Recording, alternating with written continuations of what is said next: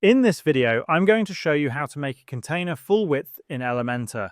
To get started, open your website and begin editing with Elementor. Select the container you want to adjust, then click on the menu icon at the top of the container.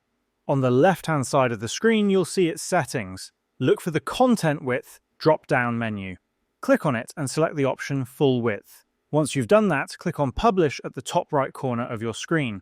However, if you open your site in a new tab and refresh the page, you might notice that the container still does not stretch to the full width of the screen. This is because, by default, all containers are restricted by your theme's layout, which may box the content even if you select full width.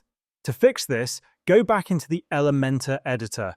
Click on the Site Settings icon at the upper left-hand side of the screen.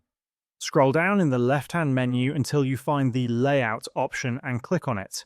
In the Layout settings, scroll down to find Default Page Layout. In front of it, there is a drop-down menu. Click on it and select Elementor Full Width.